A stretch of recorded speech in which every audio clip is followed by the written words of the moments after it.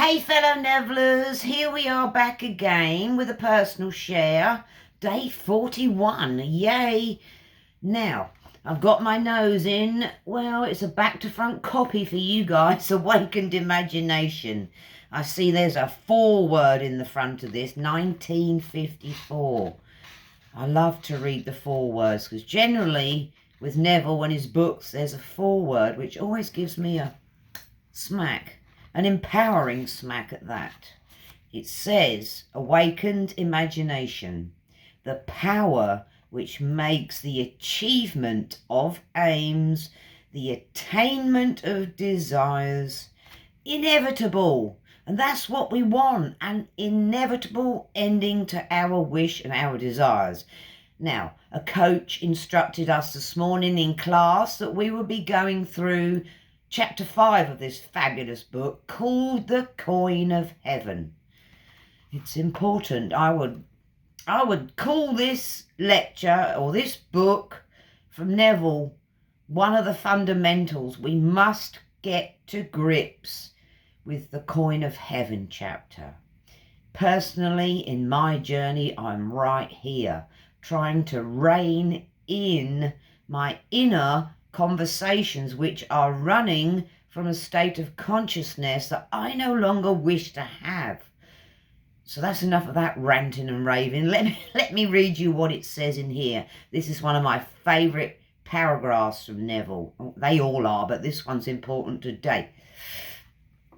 It says, on the morning of April the 12th, 1953, my wife was awakened by the sound of a great voice of authority speaking within her. You must stop spending your thoughts, time, and money. Everything in life must be an investment.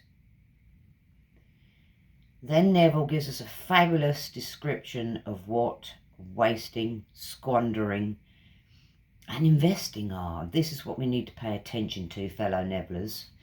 So I think his wife goes off and researches it. It says, to spend is to waste, to squander, to lay out without return. To invest is to lay out for a purpose from which a profit is expected. This revelation of my wife is about the importance of the moment. It is about the transformation of the moment. What we desire does not lie in the future, but in ourselves at this very moment. At any moment in our lives, we are faced with an infinite choice.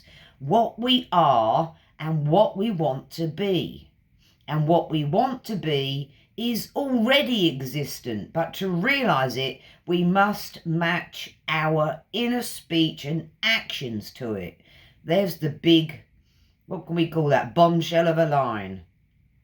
And what we want to be is already existent, but to realize it, we must match our inner speech and actions to it. Sounds really simple, right? So, what we want, what could we say? What we want is wealth today. Let's go for wealth. It's already existent within us because everything is within. The kingdom of heaven is within. And Neville's told us before, consciousness is the only reality. That's where our wealth is, our wealth consciousness. Now I'm working for this too, so this will be fun to share with you fellow Nevillers. Now, when Neville says we have to match our inner speech to our fulfilled desire, he backs this up with a Bible quote which we know is telling the truth. This is Matthew 18 verse 19. If two of you shall agree on earth as touching anything that they shall ask, it shall be done for them of my Father which is in heaven. Now, I'm realizing when he says, or it says in the Bible, in this verse, if two of you shall agree on earth. The two here Neville's kindly shared with us is our inner conversations and our wish fulfilled. They have to match. We have to match our inner conversations with what we want. Now, here's another smackful reminder from Neville. It is only what is done now that counts. The present moment does not recede into the past. It advances into the future to confront us, spent or invested. And that is totally true. We think we think the past is behind us, but it's still in us, still in us. It's still in our consciousness, our state of consciousness. And as you know, we can use revision. I'll leave a link down there to the revision exercise I've done, lecture rather. It's a small one, but it gives you the essence of what it does. So, it advances into the future to confront us, spent or invested, i.e., what we say now, what we said yesterday, advances into the future to confront us, either as spent or invested. And as Neville just told us, to spend is to waste. To invest is to lay out for a purpose. So the coin of heaven, this chapter title, is our inner speech. It's the coin of heaven. Well, here, heaven. Then Neville gives us a wonderful description of how we're wasting our time as opposed to invest in it. We need to use our coin of heaven wisely. This is what he says. Any time we feel misunderstood, misused, neglected, suspicious, afraid, we are spending our thoughts and wasting our time. Personal share. I had a bit of a pity party this weekend. And I know that it came from within. I know I stirred it up with my inner conversations. So I'm determined not to do that again. Now, here comes another bit from Neville. Whenever we assume the feeling of being what we want to be, we are investing. We cannot abandon the moment to negative inner talking and expect to retain command of life.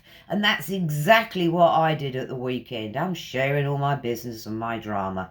I know it's going to help you, my lovelies. So the negative inner talking I conducted, whenever I conducted it over the weekend and previously, caused some trouble, basically.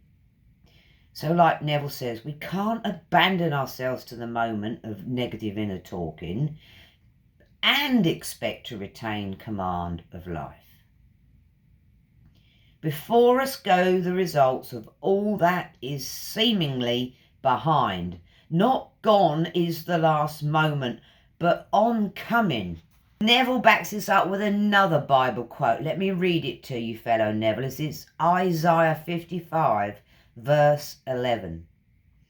My word shall not return unto me void, but it shall accomplish that which I please, and it shall prosper in the thing whereto I sent it. I can see right here from this paragraph where it says, my word shall not return unto me void, as in our inner conversations and what I'd been voicing internally,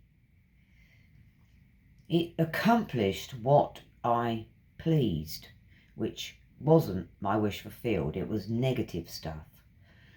So the verse Isaiah 55:11 is telling us exactly what is going to happen with our inner speech. It's not going to return unto us void.